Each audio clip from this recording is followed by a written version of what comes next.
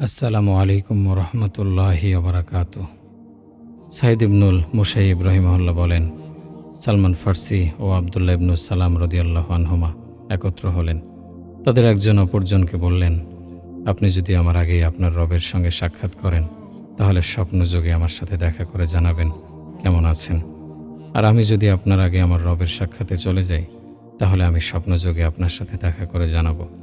তাদের একজন মারা যাওয়ার পর অপরজনের সাথে স্বপ্নযোগে সাক্ষাৎ করে বললেন, তাওয়াক্কুল করুন আর সুসংবাদ গ্রহণ করুন। আমি তাওয়াক্কুলের মতো আর কিছু দেখিনি। কথাটি তিনি ৩ বার বললেন। মুহাম্মদ ইবনু কাব কুরাইজি বলেন, আবদুল্লাহ ইবনু ইয়াজিদ রহিমাহুল্লাহ হাদিসটি মারফু রূপে বর্ণনা করেছেন। রাসূল সাল্লাল্লাহু আলাইহি সাল্লাম বলতেন, হে আল্লাহ, আমাকে আপনার ভালোবাসা দান করুন। যা কিছুর ভালোবাসা আমার উপকারে আসবে, সে সব কিছুর ভালোবাসা দান করুন। হে আল্লাহ, আমার পছন্দের যা কিছু আপনি আমাকে দিয়েছেন, আপনার পছন্দের কাজ করার ক্ষেত্রে সেসবকে আমার জন্য শক্তিতে পরিণত করুন। আমার পছন্দের যা কিছু আপনি দূরে সরিয়ে নিয়েছেন, সেসব শূন্য জায়গায় আপনার পছন্দের সব কিছু বসিয়ে দিন। আবদুল্লাহ ইবনু উমর রাদিয়াল্লাহু আনহুমা বলেন, রাসূল সাল্লাল্লাহু আলাইহি ওয়াসাল্লাম কোনো মজলিস থেকে উঠে যাওয়ার সময় এই দোয়াগুলো পাঠ করতেন। অর্থ, হে আল্লাহ, আমাদেরকে তোমার এমন ভয় দান করো যা আমাদের ও তোমার অবাধ্যতার মধ্যে বাধা হয়ে দাঁড়াবে। তোমার এমন আনুগত্য করার সামর্থ্য দাও যা আমাদেরকে তোমার জান্নাতে পৌঁছে দেবে। এমন সন্দেহমুক্ত ঈমান দাও যা দুনিয়ার মুসিবতগুলোকে আমাদের কাছে তুচ্ছ করে দেবে। আমাদের শ্রবণ শক্তি দিয়ে উপকৃত হতে দাও, দৃষ্টিশক্তি ও শারীরিক শক্তি থেকে উপকৃত হতে দাও। যতদিন তুমি আমাদের বাঁচিয়ে রাখো, এসব শক্তিকে আমাদের ওয়ারিশ বানিয়ে দাও। আমাদের জালিমদের বিরুদ্ধে আমাদের ক্রুদ্ধ করে তোলো। আমাদের শত্রুদের বিরুদ্ধে আমাদের সাহায্য করো। আমাদের দিন পালনে কোনো মুসিবত রেখো না। দুনিয়া যেন আমাদের সবচেয়ে বড় ভাবনার বস্তু না হয়। আমাদের জ্ঞানের লক্ষ্য যেন দুনিয়া না হয়। আমাদের উপর এমন কাউকে চাপিয়ে দিও না যে আমাদের উপর দয়া করবে না। কাসির ইবনু সুয়াইদ রহিমাহুল্লাহ জনক ব্যক্তি থেকে বর্ণনা করেন, তিনি আবু হুরায়রা রাদিয়াল্লাহু আনহুকে বলতে শুনেছেন, বান্দাকে যে শাস্তির ভয় দেখানো হয়েছে, সেই শাস্তি প্রত্যক্ষ না করা পর্যন্ত কোনো বান্দাই দুনিয়া থেকে বেরিয়ে যাবে না বা মৃত্যুবরণ করবে না।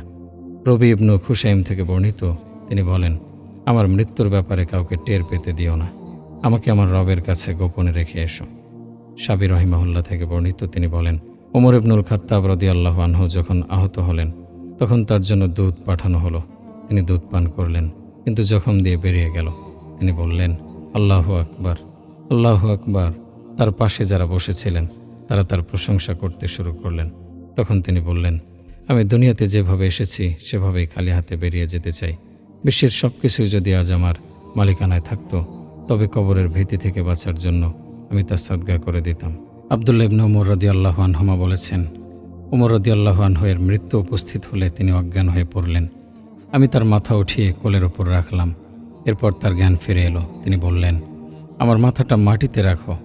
এ বলে আবার অজ্ঞান হয়ে গেলেন। আমি তার মাথা কোলে নিলাম। আবার তার জ্ঞান ফিরে এলো। বললেন, যা করতে বলেছি তাই করো, আমার মাথা জমিনে রাখো। তখন আমি বললাম, আব্বু, আমার কোল ও জমিন তো একই কথা। তিনি বললেন, হারিয়ে যাক তোমার মা, যা করতে বলেছি তাই করো, আমার মাথা জমিনে রাখো। আর শোনো, আমি মারা গেলে খুব দ্রুত আমাকে কবরে রেখে আসবে। যেখানে আমাকে রেখে আসছো সেটা হয়তো কল্যাণকর হবে, অথবা হবে অকল্যাণকর। যে অকল্যাণ তোমরা তোমাদের ঘাট থেকে কবরে নামিয়ে রাখছো। উসামা ইবনু যায়েদ রাদিয়াল্লাহু আনহু থেকে বর্ণিত, ওমর ইবনুল খাত্তাব রাদিয়াল্লাহু আনহু তার মৃত্যুর সময় তার ছেলেকে বললেন, ছেলে আমার মুখমণ্ডল মাটির উপর রেখে দাও, হয়তো আল্লাহ তাআলা আমার প্রতি রহম করবেন।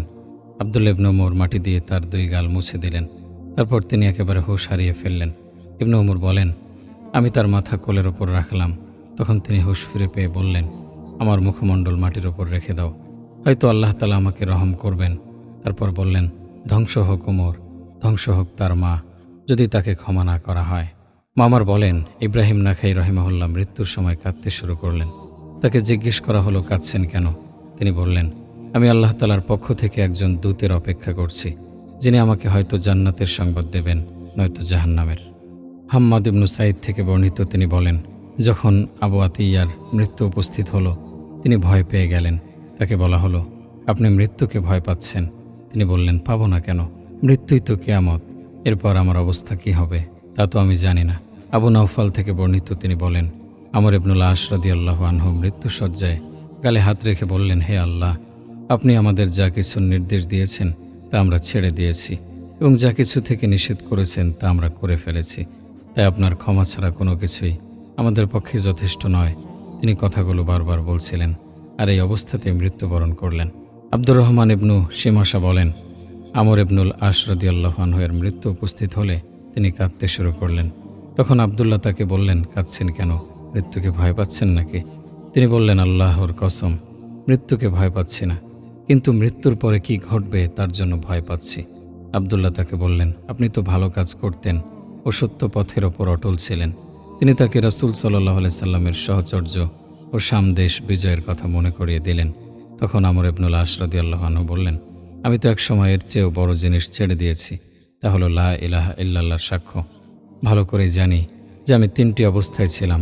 প্রথমে ছিলাম কাফের, তখন আমি রাসূল সাল্লাল্লাহু আলাইহি সাল্লামের প্রতি সবচেয়ে কঠোর ছিলাম। সে সময় মারা গেলে জাহান্নাম আমার জন্য অবধারিত হয়ে যেত। তারপর যখন রাসূল সাল্লাল্লাহু আলাইহি সাল্লামের হাতে বায়াত নিলাম, তখন আমি তার প্রতি সবচেয়ে বেশি লজ্জাশীল ছিলাম। লজ্জার কারণে দু চোখ ভরে রাসূল সাল্লাল্লাহু আলাইহি সাল্লামকে দেখতে পারিনি। সে সময় আমি মারা গেলে মানুষ বলতো, আমরের কল্যাণ হোক, সে ইসলাম গ্রহণ করেছে এবং সত্যের উপর অটল থেকেছে। সে উত্তম অবস্থায় মৃত্যুবরণ করেছে। আশা করা যায় যে সে জান্নাত পাবে। কিন্তু তারপর আমি এমন সব বিষয়ে জড়িয়ে গেছি যে আমি জানি না সেগুলো আমার পক্ষে গেছে নাকি বিপক্ষে। তাই আমি মারা গেলে তোমরা আমার জন্য বিলাপ করবে না, আমাকে জাহান্নামের অনুগামী বানিও না। গায়ের ওপর আমার চাদর ভালো করে বেঁধে দেবে। আমি অবশ্যই জিজ্ঞাসিত হব। আমার ওপর হালকাভাবে মাটি ছড়িয়ে দেবে। আমার ডান পাশ বাম পাশের চেয়ে বেশি মাটির হকদার নয়। আমার কবরে তোমরা কাঠ বা পাথর কিছুই দিও না। ওট জবাই করে তার গোশত কাটতে যতটুকু সময় লাগে ততটুকু সময় শুধু আমার কবরের পাশে বসবে। আমি তোমাদের থেকে ভালোবাসা কামনা করি। আব্দুল্লাহ ইবনু আব্বাস রাদিয়াল্লাহু আনহুমা বলেছেন, মানুষকে জীবদ্দশায় তার রবের ভয় দেখিও, কিন্তু মৃত্যুসজ্জায় তাকে সুসংবাদ জানাবে, যাতে সে আল্লাহর প্রতি সুধারণা নিয়ে আল্লাহর সঙ্গে সাক্ষাৎ করতে পারে। মুহাম্মদ ইবনু কাব কুরাজি রাদিয়াল্লাহু আনহু থেকে বর্ণিত, তিনি বলেন, যখন কোনো বান্দার আত্মা তার কণ্ঠনালীতে চলে আসে, তখন ফেরেশতারা তার কাছে এসে বলে, হে আল্লাহর ওলি, আসসালামু আলাইকুম, আল্লাহ তাআলা আপনার প্রতি সালাম প্রেরণ করেছেন। তারপর তিনি এই আয়াত পাঠ করেন, আল্লাযীনা তাতাওয়াফাহুমুল মালাইকাতু তাইয়্যিবিনা ইয়াকুলুনা সালামুন আলাইকুম উদখুলুল জান্নাতা বিমা কুনতুম তা'মালুন। পবিত্র থাকা অবস্থায় ফেরেশতাগণ যাদেরকে মৃত্যুর মাধ্যমে গ্রহণ করবেন তাদেরকে বলবেন, তোমাদের প্রতি সালাম, তোমাদের আমলের বদৌলতে জান্নাতে প্রবেশ করো। আবু আইয়ুব আনসারী রাদিয়াল্লাহু আনহু থেকে বর্ণিত, তিনি বলেন, কোনো বান্দা মারা গেলে আল্লাহ তাআলার রহমত প্রাপ্ত বান্দারা তার সাথে দেখা করে, ঠিক যেভাবে তারা দুনিয়াতে সুসংবাদ প্রদানকারীর সাথে দেখা করত। তারা তার কাছে এসে নানা বিষয় জিজ্ঞাসা করে। একজন আরেকজনকে বলে, ভাইটিকে বিশ্রাম নিতে দাও, সে অনেক বিপদের মধ্যে ছিল। কেউ কেউ জিজ্ঞাসা করে, অমুক পুরুষ কী করেছে, অমুক মহিলা কী করেছে, সে মহিলা কি বিয়ে করেছে, তার আগে মারা গেছে। এমন কারো ব্যাপারে জিজ্ঞেস করলে সে বলে, সে তো আমার আগেই মারা গেছে। তখন তারা বলে ওঠে, ইন্না লিল্লাহি ওয়া ইন্না ইলাইহি রাজিউন, সে তো হাবিয়া নামক বাসস্থানে চলে গেছে। তা কতই না নিকৃষ্ট বাসস্থান, কতই না নিকৃষ্ট আশ্রয়স্থল। তারপর তাদের সামনে ওই বান্দার আমলনামা পেশ করা হয়। আমলনামা ভালো দেখলে তারা আনন্দিত ও উৎফুল্ল হয়ে ওঠে, বলে, হে আমাদের প্রতিপালক, এটা আপনার বান্দার প্রতি আপনার নিয়ামত, সুতরাং তা পূর্ণ করে দিন। যদি তা খারাপ দেখে তবে বলে, হে আল্লাহ, আপনি আপনার বান্দার আমলনামাকে পুনরায় বিবেচনা করুন। দাউদ ইবনু কাইস বলেন, আমি মুহাম্মদ ইবনু কাব কুরাজি রাহিমাহুল্লাহকে বলতে শুনেছি, নিশ্চয় এই জমিন কারো কারণে কাঁদে আর কারোর জন্য কাঁদে। যে ব্যক্তি জমিনের উপর আল্লাহর আনুগত্য করে, জমিন তার জন্য কাঁদে। যে ব্যক্তি জমিনের উপর নাফরমানি করে, জমিন তার কারণে কাঁদে। তারপর তিনি এই আয়াত পাঠ করলেন, ফামা বাকাত আলাইহিমুস সামাউ ওয়াল আরদু ওমা কানু মুনজারিন। আকাশ এবং পৃথিবী কেউই তাদের জন্য কাঁদেনি এবং তাদেরকে অবকাশও দেয়া হয়নি। খালিদ ইবনু মাদান থেকে বর্ণিত, তিনি বলেন, আব্দুল্লাহ ইবনু আমর ইবনে লাশ বলেছেন, মুমিন বান্দাদের আত্মাগুলো জোর পাখির মতো থাকে, তারা পরস্পরকে চিনতে পারে, জান্নাতের ফল থেকে তারা রিজিক পায়। ওসমান ইবনু আবদুল্লাহ থেকে বর্ণিত, সাইদ ইবনু জুবাইর রাহিমাহুল্লাহ তাকে বললেন, আমার ভাতিজির সাথে একটু দেখা করতে চাই। তিনি ওসমানের স্ত্রী এবং আমর ইবনু আওসের মেয়ে। ওসমান বলেন, আমি অনুমতি দিলাম। এরপর তিনি আমার স্ত্রীর কাছে এসে সালাম দিয়ে জিজ্ঞেস করলেন, তোমার স্বামী তোমার সাথে কেমন আচরণ করে? আমার স্ত্রী জবাব দিলেন, সাধ্যমতো আমার সাথে ভালো ব্যবহার করে। এটুকু বলে স্ত্রী আমার দিকে তাকালো। তারপর সাইদ ইবনু জুবাইর রাহিমাহুল্লাহ আমাকে বললেন, হে ওসমান, তোমার স্ত্রীর সাথে সদাচার করো তার সাথে যাই করো না কেন, তার সংবাদ তোমার মৃত শ্বশুর আমর ইবনে আওসের কাছে পৌঁছে যাবে। আমি বললাম, জীবিতদের সংবাদ কি মৃতদের কাছে পৌঁছায়? তিনি বললেন, হ্যাঁ পৌঁছায়। মৃত ব্যক্তির কাছে তার নিকটাত্মীয়দের সংবাদ পৌঁছানো হয়। সংবাদ যদি ভালো হয় তবে সে আনন্দিত হয়, উৎফুল্ল হয়, উচ্ছ্বসিত হয়। আর সংবাদ যদি খারাপ হয় তবে সে হতাশ হয়ে পড়ে, কষ্ট পায়। এমনকি সদ্য মৃত ব্যক্তি সম্পর্কে তাদের জিজ্ঞেস করা হয়, বলা হয়, সে কি তোমাদের কাছে আসেনি? তারা বলে, তাকে হাবিয়া নামক বাসস্থানে নিক্ষেপ করা হয়েছে।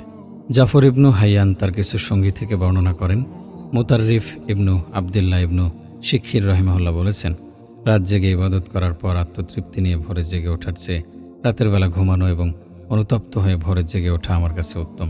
আবু সালিল থেকে বর্ণিত, তিনি বলেন, সাইদ ইবনুল মুসাইব রহিমাহুল্লাহকে এক ব্যক্তি জিজ্ঞেস করলেন, একজন মানুষ দান করে, ভালো কাজ করে, কিন্তু প্রতিদান ও প্রশংসা পেতে পছন্দ করে, তার ব্যাপারে আপনার কি মত? জবাবে তিনি বললেন, তুমি কি ঘৃণিত হতে পছন্দ করো?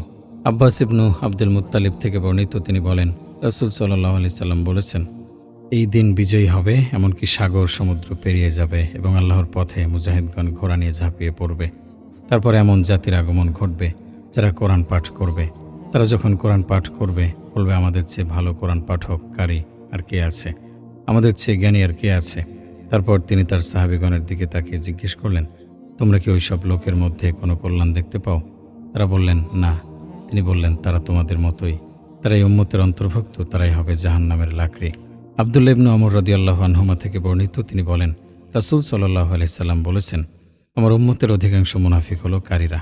দামরাতা ইবনু হাবিব রাহিমাহুল্লাহ থেকে বর্ণিত, তিনি বলেন, রাসূল সাল্লাল্লাহু আলাইহি সাল্লাম বলেছেন, আল্লাহ তাআলার কোনো এক বান্দার আমল ওপরে ওঠানোর সময় ফেরেশতাগণ তা ভারী এবং পবিত্র মনে করতে থাকেন। অবশেষে তারা তার আমলকে আল্লাহ তাআলার দরবারে পৌঁছিয়ে দেন। আল্লাহ তাআলা তখন ফেরেশতাদের প্রতি ওহী পাঠান, তোমরা আমার বান্দার আমলের হেফাজতকারী ছিলে, আর আমি তার অন্তরের ব্যাপারে সম্যক অবগত। আমার এই বান্দা আমার প্রতি একনিষ্ঠ ছিল না, তার ইবাদতে ইখলাসপূর্ণ ছিল না, সুতরাং তাকে সিজ্জিনে রাখো। ফেরেশতাগণ আল্লাহর অপর এক বান্দার আমল নিয়ে উপরে ওঠার সময় তার আমলকে হালকা ও তুচ্ছ মনে করেন, কিন্তু আল্লাহর দরবারে নেওয়ার পর আল্লাহ তাআলা তাদের প্রতি ওহী পাঠান, তোমরা আমার বান্দার আমলের হেফাজতকারী ছিলে, আর আমি তার অন্তরের ব্যাপারে সম্যক অবগত। আমার এই বান্দার ইবাদতে ইখলাসপূর্ণ ছিল, সুতরাং তার নাম ইল্লিয়িনে লিখে দাও। রবি ইবনু জিয়াদ থেকে বর্ণিত, তিনি বলেন, কাব আহবার রাহমাহুল্লাহকে বলতে শুনেছি, আল্লাহর কসম, পৃথিবীর বুকে কোনো বান্দার প্রশংসা ততক্ষণ স্থায়ী হয় না যতক্ষণ না তার প্রশংসা আসমানের অধিবাসীদের কাছে স্থায়ী হয়। মুত্তালিব ইবনু হান্তাব রাহিমাহুল্লাহ থেকে বর্ণিত, তিনি বলেন, আল্লাহ তাআলা কোনো বান্দার প্রতি সন্তুষ্ট হলে জিবরাইলকে ডাকেন। জিবরাইল তখন অজ্ঞান হয়ে পড়েন। আল্লাহ যতক্ষণ চান ততক্ষণ তিনি ওই অবস্থাতেই থাকেন। জ্ঞান ফিরে পাওয়ার পর বলেন, হে রব্বুল আলামিন, আমি উপস্থিত। আল্লাহ বলেন, আমি অমুক বান্দার প্রতি সন্তুষ্ট হয়েছি এবং তার প্রতি রহমত বর্ষণ করেছি। তখন ফেরেশতাগণ বলেন, আল্লাহ তাআলা অমুক বান্দার প্রতি রহমত বর্ষণ করেছেন। এই সংবাদ দুনিয়াতে পৌঁছে যায়। ইমাম আউজাই বলেন, আমার ধারণা মুত্তালিব ইবনু হান্তাব আরও বলেছেন, যখন আল্লাহ তাআলা কোনো বান্দার প্রতি অসন্তুষ্ট হন তখন অনুরূপ ঘটনা ঘটে। আবুল জাওজা রাহিমাহুল্লাহ থেকে বর্ণিত, তিনি বলেন, রাসূল সাল্লাল্লাহু আলাইহি সাল্লাম বলেছেন, জান্নাত আর জাহান্নামের অধিবাসীদের কথা আমি কি তোমাদের জানাবো না? সুন্দর প্রশংসা শুনতে শুনতে যাদের কান পরিপূর্ণ হয়ে যায় এবং তারা তা শোনার উপযুক্ত, তারাই জান্নাতি। আর যাদের কান নিন্দনীয় কথা শুনতে শুনতে পরিপূর্ণ হয় এবং তারা তা শোনার উপযুক্ত, তারাই জাহান্নামী। আবু হুরায়রা রাদিয়াল্লাহু আনহু থেকে বর্ণিত, তিনি বলেন, রাসূল সাল্লাল্লাহু আলাইহি সাল্লাম বলেছেন, আল্লাহ তাআলা মুমিনদের এই নির্দেশই দিয়েছেন যা তিনি দিয়েছিলেন নবীদেরকে। আল্লাহ তাআলা বলেন, ইয়া আইয়ুহার রাসূলু কুলু মিনাত তাইয়্যিবাতি ওয়া আমালু সলিহা, ওহে রাসূলগণ, পাক পবিত্র জিনিস খাও এবং সৎ কাজ করো। তিনি আরও বলেছেন, ইয়া আইয়ুহাল্লাযীনা আমানু কুলু মিন তাইয়্যিবাতি মা রাযাকনাকুম, হে ইমানদারগণ, আমি তোমাদের যে সমস্ত পাক পবিত্র জিনিস দিয়েছি সেগুলো খাও। এরপর তিনি এক ব্যক্তির কথা উল্লেখ করেন, দীর্ঘ সফরের দরুন যার চুল উস্কো খুস্কো, চেহারা ধুলো মলিন, সে হাত দুটি আকাশের দিকে তুলে ধরে বলছে, রব আমার, রব আমার, কিন্তু তার খাবার হারাম, পোশাক হারাম, তাহলে কিভাবে তার ডাকে সাড়া দেয়া হবে? সালিহ ইবনু মিসমার রাহিমাহুল্লাহ থেকে বর্ণিত, তিনি বলেন, আল্লাহ তাআলা বলেছেন, তাদউনি ওয়া কুলুবুকুম মুরিদাহ ফাবাতিলুম মা তারহাবুন, তোমরা যদি গাফেল অন্তর নিয়ে আমাকে ডাকো তাহলে তোমাদের আল্লাহ ভীতির কোনো মূল্যই নেই। আনাস ইবনু মালিক রাদিয়াল্লাহু আনহু থেকে বর্ণিত, তিনি বলেন, এমন এক যুগ আসবে যখন মুমিন বান্দা একটি গোষ্ঠীর জন্য দোয়া করবে, ফলে তার দোয়া কবুল করা হবে না। আল্লাহ তাআলা বলেন, তুমি নিজের বিশেষ পরিস্থিতির জন্য দোয়া করো, আমি তোমার দোয়া কবুল করব। আল্লাহ তাআলা আরও বলেছেন, কারণ তারা আমাকে অসন্তুষ্ট করেছে। মুহাম্মদ ইবনু হামজা রাহিমাহুল্লাহ থেকে বর্ণিত, তিনি বলেন, রাসূল সাল্লাল্লাহু আলাইহি সাল্লাম বলেছেন, মুনাফিকের মধ্যে দুটি বৈশিষ্ট্য থাকে না, সুন্দর আচরণ এবং দিনের গভীর জ্ঞান। ইবনু জুরাইজ থেকে বর্ণিত, তিনি বলেন, সুলাইমান ইবনু মূসা রাহিমাহুল্লাহ বলেছেন, রোজা রাখলে নিজের কান, চোখ ও জিহ্বাকেও মিথ্যা থেকে বিরত রেখো। খাদেমকে কোনরূপ কষ্ট দেয়া থেকে বিরত থেকো। শান্ত ও ধীরস্থির থেকো। রোজা রাখার দিন ও রোজা না রাখার দিনগুলোকে সমান পর্যায়ের করো না। মুতাররিফ ইবনু আবদুল্লাহ রাহিমাহুল্লাহ বলেন, আমি একদিন ইমরান ইবনু হুসাইন রাদিয়াল্লাহু আনহু এর কাছে এলাম। তাকে বললাম, আমি আপনাকে যে অবস্থায় দেখছি তার কারণে আপনার কাছে আর আসব না। তিনি বললেন, তা করো না। আল্লাহ তাআলা আমাকে যে অবস্থায় রাখতে চেয়েছেন তাই আমার কাছে প্রিয়। জারির বলেন, ইমরান ইবনু হুসাইন রাদিয়াল্লাহু আনহু এর পেটে পানি জমে ফুলে গিয়েছিল। এ কারণে তার ঘন ঘন প্রস্রাব হতো। ফলে ফুটোযুক্ত খাটে তিনি ৩০ বছর অবস্থান করেছিলেন। জাফর ইবনু হাইয়ান রাহিমাহুল্লাহ থেকে বর্ণিত, তিনি বলেন, ইমরান ইবনু হুসাইন রাদিয়াল্লাহু আনহু এর একটি কঠিন রোগ হয়। তাকে দেখতে আসা লোকেরা কেউ কেউ বলতেন, আপনার এখানে যা দেখি তা আপনার কাছে আসতে আমাদের বাধা দেয়।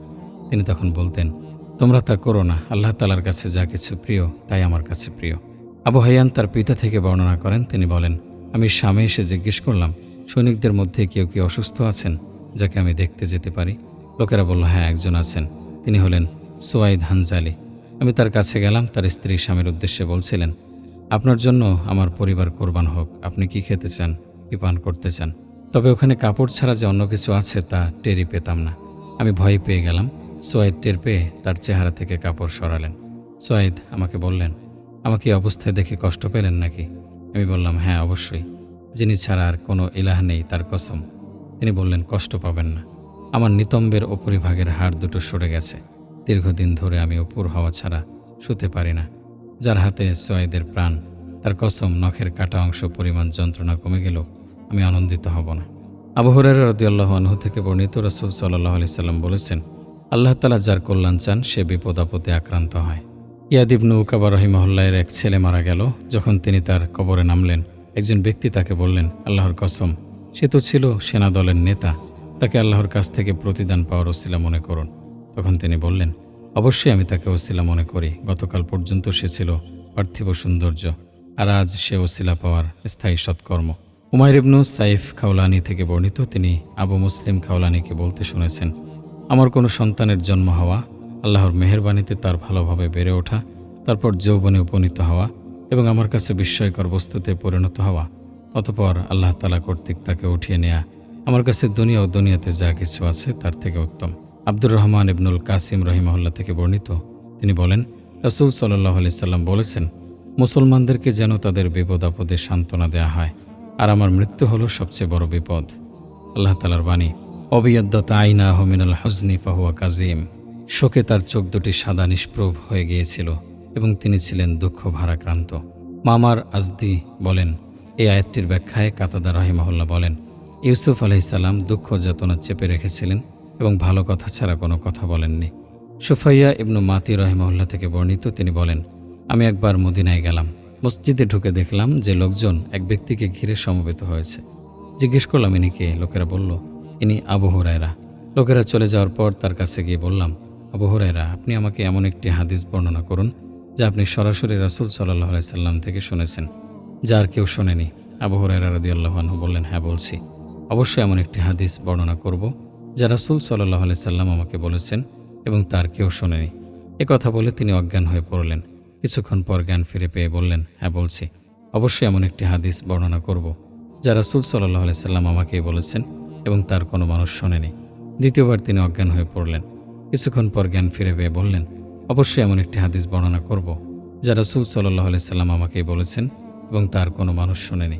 তারপর তিনি তৃতীয়বার ও চতুর্থবারের মতো অজ্ঞান হয়ে পড়লেন। এরপর জ্ঞান ফিরে পেয়ে বললেন, বলছি। অবশ্যই তোমাকে এমন একটি হাদিস বলবো যা এই ঘরে রাসূল সাল্লাল্লাহু আলাইহি সাল্লাম আমাকে বলেছেন। তখন আমার সঙ্গে আর কেউই ছিল না। রাসূল সাল্লাল্লাহু আলাইহি সাল্লাম বলেছেন, কিয়ামতের দিন আল্লাহ তাআলা বান্দাদের মধ্যে অবতীর্ণ হবেন তাদের বিচার ফয়সালা করার জন্য।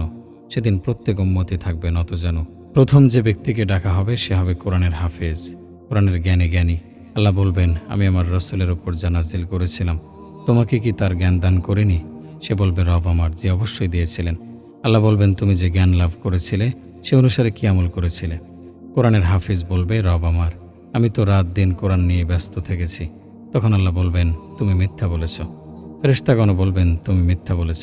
আল্লাহ তাআলা তাকে বলবেন, বরং তুমি চেয়েছিলে লোকেরা যেন তোমাকে বলে অমুক লোক বড় জ্ঞানী, তোমাকে তা বলা হয়েছে।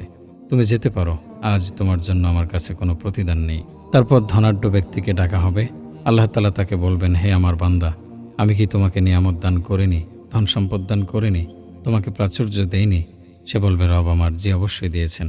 আল্লাহ বলবেন, আমি তোমাকে যে ধন সম্পদ দিয়েছি তা তুমি কোন কাজে ব্যয় করেছ? ধনাঢ্য লোকটি বলবে, আমি তা দিয়ে আত্মীয়তার বন্ধন অটুট রেখেছি, দান সদাকা করেছি, অমুক অমুক কাজ করেছি। আল্লাহ তাআলা বলবেন, তুমি মিথ্যা বলেছ। ফেরেশতাগণ বলবেন, তুমি মিথ্যা বলেছ। আল্লাহ তাআলা তাকে বলবেন, বরং তুমি চেয়েছিলে লোকেরা যেন তোমাকে বলে অমুক লোক বড় দানবীর, তোমাকে তা বলাও হয়ে গেছে। সুতরাং তুমি যেতে পারো, আজ আমার কাছে তোমার জন্য কোনো প্রতিদান নেই। তারপর আল্লাহর পথে নিহত ব্যক্তিকে ডাকা হবে। আল্লাহ তাআলা তাকে জিজ্ঞেস করবেন, কিভাবে তুমি নিহত হয়েছ? সে বলবে, রব আমার, তোমার জন্য শহীদ হয়েছি, তোমার পথে নিহত হয়েছি। তখন আল্লাহ তাআলা তাকে বলবেন, তুমি মিথ্যা বলেছ। ফেরেশতাগণ বলবেন, তুমি মিথ্যা বলেছ। আল্লাহ তাআলা তাকে বলবেন, বরং তুমি চেয়েছিলে যে লোকেরা যেন তোমাকে বলে অমুক লোক বিরাট বাহাদুর, তোমাকে তা বলাও হয়ে গেছে। সুতরাং তুমি যেতে পারো, আজ তোমার জন্য আমার কাছে কোনো প্রতিদান নেই। আবু হুরায়রা রাদিয়াল্লাহু আনহু বলেন, তারপর রাসূল সাল্লাল্লাহু আলাইহি সাল্লাম আমার হাঁটুতে তার হাত চাপড়ালেন এবং বললেন, আবু হুরায়রা, এই তিনজন হলো আল্লাহ তাআলার ওইসব সৃষ্টি যাদেরকে কিয়ামতের দিন জাহান্নাম সর্বপ্রথম দগ্ধ করবে। মুআবিয়া রাদিয়াল্লাহু আনহু এর তরবারি বাহক আলা ইবনু হাকিম রাহিমাহুল্লাহ বলেন, এক ব্যক্তি মুআবিয়া রাদিয়াল্লাহু আনহু এর কাছে এসে আবু হুরায়রা রাদিয়াল্লাহু আনহু এর বরাতে এই হাদিসটি বর্ণনা করলেন। উকবা রাহিমাহুল্লাহ বলেন, হাদিসটির বর্ণনাকারী সুফাইয়া মুআবিয়া রাদিয়াল্লাহু আনহু এর কাছে আসেন এবং হাদিসটি বর্ণনা করেন। তখন মুআবিয়া রাদিয়াল্লাহু আনহু কেঁদে ফেলেন এবং তার কান্না তীব্র হয়ে ওঠে। তারপর শান্ত হয়ে বলেন, আল্লাহ ও তার রাসূল সত্য বলেছেন, মান কানা ইউরিদুল হায়াতাদ দুনিয়া ওয়া যিনাতাহা নুওয়াফি ইলাইহিম আমালাহুম ফিহা ওয়া হুম ফিহা লা ইউবখাসুন উলাইকাল্লাযীনা লাইসা লাহুম ফিল আখিরাতি ইলান নার ওয়া হাবিতা মা সানাউ ফিহা ওয়া বাতিলুম মা কানু ইয়ামালুন। যে কেউ পার্থিব জীবন ও তার শোভা কামনা করে, দুনিয়াতে আমি তাদের কর্মের পূর্ণ ফল দান করি এবং এখানে তাদেরকে কম দেয়া হয় না। তাদের জন্য আখিরাতে আগুন ব্যতীত আর কিছু নেই এবং তারা যা করে আখিরাতে তা নিষ্ফল হবে এবং তারা যা করে থাকে তা নিরর্থক। বাক্কার ইবনু আবদুল্লাহ বলেন, আমি ওয়াহাব ইবনু মুনাব্বি রাহিমাহুল্লাহকে বলতে শুনেছি, আল্লাহ তাআলা বনী ইসরায়েলের ধর্মগুরুদের দোষ বর্ণনা করতে গিয়ে বলেন, তোমরা দিনী উদ্দেশ্য ছাড়া ভিন্ন কোনো উদ্দেশ্যে দিনী জ্ঞান অর্জন করো, আমল ছাড়া ভিন্ন কোনো উদ্দেশ্যে ইলম অর্জন করো, আখিরাতের আমলের বিনিময়ে দুনিয়া ক্রয় করো। তোমরা মানুষকে প্রতারিত করার জন্য গায়ের ওপর ভেড়ার চামড়া জড়াও, কিন্তু বুকের মধ্যে নেকড়ের স্বভাব লুকিয়ে রাখো। তোমরা তোমাদের পানীয় থেকে ফু দিয়ে ময়লা সরাও, অথচ পাহাড় পরিমাণ হারাম খেয়ে থাকো। তোমরা দিনকে মানুষের ওপর পাহাড়ের মতো চাপিয়ে দাও, অথচ তাদেরকে কনিষ্ঠ আঙ্গুল দিয়েও সাহায্য করো না। তোমরা সালাতকে দীর্ঘ করো, সাদা পোশাক পরিধান করো, আর এগুলো দিয়ে ইয়াতীম ও বিধবাদের মাল আত্মসাৎ করো। আমার ইজ্জতের কসম, আমি তোমাদেরকে এমন এক ফিতনায় নিমজ্জিত করব, যার ফলে তোমাদের জ্ঞানী ও প্রজ্ঞাবান লোকেরাও পথভ্রষ্ট হবে। ফাদালা ইবনু উবাইদ রাদিয়াল্লাহু আনহু থেকে বর্ণিত, তিনি বলেন, দাউদ আলাইহিস সালাম তার প্রতিপালকের কাছে প্রার্থনা করলেন, রব আমার, আমাকে আপনার প্রিয় আমল সম্পর্কে জানান। তখন আল্লাহ তাআলা বললেন, হে দাউদ, 10টি আমল যদি করতে পারো, আমার সৃষ্টির কারো সম্পর্কে ভালো ছাড়া কোনো কথা বলবে না, আমার সৃষ্টির কারো সম্পর্কে গীবত করবে না, আমার সৃষ্টির কারো প্রতি হিংসা পোষণ করবে না। দাউদ আলাইহিস সালাম বললেন, হে আমার প্রতিপালক, এই 3টির কোনোটি আমি করতে পারবো না, তাই অবশিষ্ট 7টি আমার জন্য তুলে রাখুন। কিন্তু হে আমার প্রতিপালক, আপনার প্রিয় বান্দাদের সম্পর্কে আমাকে জানান, আপনার জন্যই আমি তাদেরকে ভালোবাসব। আল্লাহ তাআলা বলেন, তারা হলো যে শাসক মানুষের প্রতি দয়া করে, মানুষের প্রতি সেভাবে ফয়সালা করে যেভাবে নিজের প্রতি ফয়সালা করে। এমন ব্যক্তি যাকে আল্লাহ সম্পদ দিয়েছেন আর সে ওই সম্পদ থেকে আল্লাহর সন্তুষ্টি অর্জনের জন্য এবং আল্লাহর আনুগত্যে ব্যয় করে। এমন ব্যক্তি যে তার যৌবনকাল ও শক্তি সামর্থ্য আল্লাহর আনুগত্যে নিঃশেষ করে। মসজিদের প্রতি ভালোবাসার কারণে যার অন্তর মসজিদের সঙ্গে যুক্ত থাকে। এমন ব্যক্তি যাকে কোনো সুন্দরী নারী নিজের ব্যাপারে ফুসলিয়েছে, কিন্তু সে ওই নারীকে আল্লাহর ভয়ে ত্যাগ করেছে। এমন ব্যক্তি যে মনে করে আল্লাহ তাআলা সর্বদাই তার সঙ্গে রয়েছেন। এই ধরনের লোকদের অন্তর পবিত্র, তাদের উপার্জন হালাল, তারা আমার উদ্দেশ্যে একে অপরকে ভালোবাসে। আমি তাদের কথা স্মরণ করি, তারাও আমাকে স্মরণ করে। এমন ব্যক্তি যার দুচোখ থেকে আল্লাহর ভয়ে অশ্রু প্রবাহিত হয়। হাসান বসরি রাহিমাহুল্লাহ থেকে বর্ণিত, দাউদ আলাইহিস সালামের একটি ভুল হয়ে যাওয়ায় তিনি 40 রাত পর্যন্ত সাজদাবনত হয়ে থাকলেন। তারপর তাকে বলা হলো, দাউদ, মাথা উঠাও, আমি তোমাকে ক্ষমা করে দিয়েছি। তিনি বললেন, হে আমার প্রতিপালক, আপনি ন্যায় বিচারক, আপনি কারো প্রতি জুলুম করেন না। আমি তো একজন মানুষকে হত্যা করেছি। আল্লাহ তাআলা বললেন, আমি তার কাছ থেকে উপহার হিসেবে তোমাকে চাইব। তখন সে তোমাকে আমার জন্য উপহার দেবে, বিনিময়ে আমি তাকে জান্নাত দান করব। আব্দুল্লাহ ইবনে উমাইর রাহিমাহুল্লাহ বলেন, দাউদ আলাইহিস সালাম 40 দিন পর্যন্ত সাজদাবনত হয়ে ক্রন্দন করলেন। তারপর যখন মাথা তুললেন, তার কপালে এক টুকরো গোশতও ছিল না। বাক্কার ইবনু আবদুল্লাহ থেকে বর্ণিত, তিনি বলেন, আমি ওয়াহাব ইবনু মুনাব্বি রাহিমাহুল্লাহকে বলতে শুনেছি, দাউদ আলাইহিস সালাম সাজদা থেকে মাথায় ওঠাচ্ছিলেন না। অবশেষে ফেরেশতা এসে তাকে বলেছেন, আপনার প্রথম কাজটি হলো পাপ, শেষ কাজটি হলো নাফরমানি, আপনি মাথা তুলুন। তখন তিনি মাথা তুললেন। তারপর থেকে তিনি জীবদ্দশায় এমন কোনো পানি পান করেননি যাতে চোখের জল মিশ্রিত ছিল না, এমন কোনো খাবার খাননি যাতে চোখের পানি সিক্ত করেনি, এমন কোনো শয্যায় শয়ন করেননি যা তার অশ্রুতে ভিজে যায়নি, তাই কম্বল কিংবা চাদর তাকে উষ্ণ করতে পারত না। আবু আবদুল্লাহ জাদালি রাহিমাহুল্লাহ থেকে বর্ণিত, তিনি বলেন, দাউদ আলাইহিস সালাম আল্লাহ তাআলার প্রতি লজ্জার কারণে মৃত্যুর আগ পর্যন্ত আসমানের দিকে মাথা তোলেননি। মুজাহিদ রাহিমাহুল্লাহ বলেন, দাউদ আলাইহিস সালামের অপরাধ তার হাতের তালুতে খোদাই করা ছিল। আবুল জালদ রাহিমাহুল্লাহ থেকে বর্ণিত, তিনি বলেন, প্রতিপালকের কাছে দাউদ আলাইহিস সালামের প্রার্থনার ব্যাপারে আমি যা পড়েছি তাই তিনি বললেন, রব আমার, যে ব্যক্তি তোমার সন্তুষ্টি অর্জনের লক্ষ্যে বিপদগ্রস্ত দুঃখ ভারাক্রান্ত মানুষকে সান্ত্বনা দেয়, তার জন্য কি প্রতিদান রয়েছে? আল্লাহ তাআলা বললেন, আমি তাকে ঈমানের চাদরে শোভিত করব, তারও জাহান্নামের মাঝে পর্দা দিয়ে দেব। তিনি বললেন, রব আমার, যে ব্যক্তি তোমার সন্তুষ্টি অর্জনের উদ্দেশ্যে জানাজায় শরীক হয়, তার জন্য কি প্রতিদান? আল্লাহ তাআলা বললেন, তার প্রতিদান এই যে তার মৃত্যুর দিন ফেরেশতারা তাকে বিদায় জানাবে, আর রুহের জগতে তার রুহের ওপর আমি রহমত বর্ষণ করব। তিনি বললেন, হে আমার প্রতিপালক, আর যে ব্যক্তি তোমার সন্তুষ্টি অর্জনের জন্য ইয়াতীম ও বিধবাদের পরিতৃপ্ত করবে, তার জন্য কি রয়েছে? আল্লাহ তাআলা বললেন, তার প্রতিদান এই যে যেদিন আমার ছায়া ব্যতীত আর কোনো ছায়া থাকবে না, সেদিন আমি তাকে আমার ছায়ায় আশ্রয় দেব। দাউদ আলাইহিস সালাম বললেন, আর যে ব্যক্তি তোমার ভয়ে কাঁদে এবং তার চেহারার ওপর চোখের পানি ঝরে পড়ে, তাকে কি প্রতিদান দেয়া হবে? আল্লাহ তাআলা বললেন, তার প্রতিদান এই যে আমি তার মুখমণ্ডলকে জাহান্নামের আগুনের জন্য হারাম করে দেব এবং বিভীষিকাময় কিয়ামতের দিনে তাকে আমি আগুনে পোড়ানো থেকে নিরাপদ রাখব। কাব আহবার রাহিমাহুল্লাহ থেকে বর্ণিত, তিনি বলেন, বনী ইসরায়েলের লোকেরা বাইতুল মাকদিসে সালাত পড়ছিল। সে সময় দুজন লোক এলো, তাদের একজন মসজিদে প্রবেশ করল এবং অন্যজন প্রবেশ করল না। সে মসজিদের দরজায় দাঁড়িয়ে রইল, বলল, আমি কিভাবে আল্লাহর ঘরে প্রবেশ করব? আমার মতো পাপী লোক তো আল্লাহর ঘরে প্রবেশ করে না। আমি আমার পাপ ও অপরাধের কথা জানি। এই কথা বলে সে কাঁদতে থাকলো, ঢুকলই না মসজিদে। কাব আহবার রাহিমাহুল্লাহ বলেন, পরের দিন লিখে দেওয়া হলো যে সে সিদ্দিক, সত্যবাদী। ইয়াজিদ ইবনু মাইসারা থেকে বর্ণিত, তিনি বলেন, ইয়াহিয়া আলাইহিস সালামের খাদ্য ছিল পঙ্গপাল, গাছের শ্বাস, ভেতরের অংশ। তিনি নিজেকে বলতেন, ইয়াহিয়া, তোমার চেয়ে বেশি নিয়ামতপ্রাপ্ত আর কে আছে?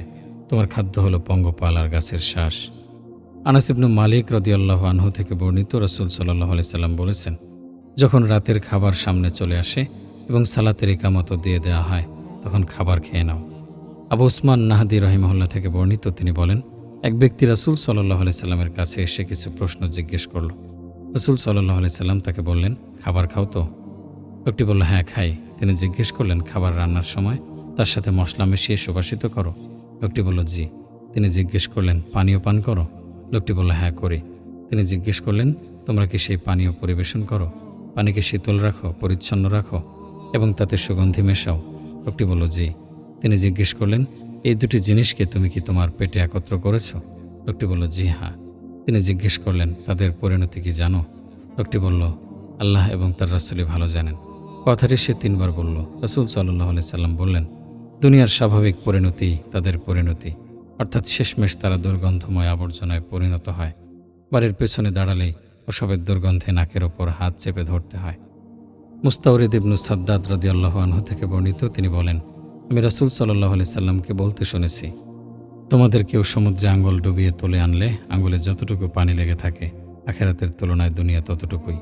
মুতাররিফ রাহিমাহুল্লাহ তার পিতা থেকে বর্ণনা করেন, তিনি বলেন, আমি একবার রাসূল সাল্লাল্লাহু আলাইহি সাল্লামের কাছে এলাম। তখন তিনি সূরা তাকাসুর তেলাওয়াত করছিলেন। আল্লাহাকুমুত তাকাসুর হাত্তা যুরতুমুল মাকাবির। প্রাচুর্যের প্রতিযোগিতা তোমাদেরকে মোহাচ্ছন্ন রাখে যতক্ষণ না তোমরা কবরে উপনীত হও। তিনি বললেন, আদম সন্তান বলে, আমার মাল, আমার মাল। হে আদম সন্তান, তোমার মাল তো তাই যা তুমি খেয়ে শেষ করে ফেলেছ, বা পরিধান করে নষ্ট করেছ, অথবা দান করে সঞ্চয় করেছ। হাসান বসরি রহিমাহুল্লাহ থেকে বর্ণিত, রাসূল সাল্লাল্লাহু আলাইহি সাল্লাম বাকিউল গারকাত গোরস্থানে তার সঙ্গীদের উদ্দেশ্যে বের হলেন এবং বললেন, হে কবরের বাসিন্দারা, তোমাদের উপর শান্তি বর্ষিত হোক। যদি তোমরা জানতে আল্লাহ তাআলা তোমাদেরকে কি অবস্থা থেকে মুক্তি দিয়েছেন, তোমাদের অনুপস্থিতিতে যে কত কিছু ঘটবে। তারপর তিনি তার সাহাবীদের দিকে ফিরে বললেন, আমার কাছে তারা তোমাদের চেয়ে উত্তম। সাহাবীগণ বললেন, হে আল্লাহর রাসূল, তারা তো আমাদেরই ভাই। তারা যেভাবে ইসলাম গ্রহণ করেছে আমরাও সেভাবে ইসলাম গ্রহণ করেছি। তারা যেভাবে হিজরত করেছে আমরাও সেভাবে হিজরত করেছি। যেভাবে জিহাদ করেছে আমরাও সেভাবে জিহাদ করেছি। তাদের হায়াত শেষ আর আমরা জীবিত আছি, তাহলে তারা আমাদের চেয়ে উত্তম হলো কিভাবে? রাসূল সাল্লাল্লাহু আলাইহি সাল্লাম বললেন, প্রতিদানের কোনো অংশ ভোগ করা ছাড়াই তারা দুনিয়া থেকে বিদায় নিয়েছে। আমি উপস্থিত থাকা অবস্থায় তারা দুনিয়া থেকে চলে গিয়েছে, আর তোমরা তোমাদের প্রতিদানের কিছু অংশ ভোগ করেছ। তাছাড়া আমার মৃত্যুর পর তোমাদের কি হবে সেটা তো আমি জানি না। বর্ণনাকারী বলেন, আল্লাহর কসম, সাহাবীগণ কথাগুলো উপলব্ধি করলেন এবং উপকৃত হলেন। তারা বললেন, আমরা দুনিয়ার যতটুকু অংশ অর্জন করেছি তার জন্য আমাদেরকে হিসেবের মুখোমুখি হতে হবে। তার জন্য আমাদের প্রতিদানও কমে যাবে। আল্লাহর কসম, যারা গত হয়ে গেছে তারা উত্তম বস্তু আহার করেছে, মধ্যম পন্থায় ব্যয় করেছে আর সওয়াব সঞ্চয় করেছে। হাসান বসরি রহিমাহুল্লাহ থেকে বর্ণিত, তিনি বলেন, আল্লাহ তাদের বিজয় দান করার পর এক ব্যক্তি তার ভাইকে বলল, পরাজয় বা মৃত্যু যা আমাদের কাছে পৌঁছবে বলে আমরা ভয় পাচ্ছি তা কি আসলে আসবে? অপরজন বলল, তা থেকে কে তোমাকে আশ্বস্ত করল?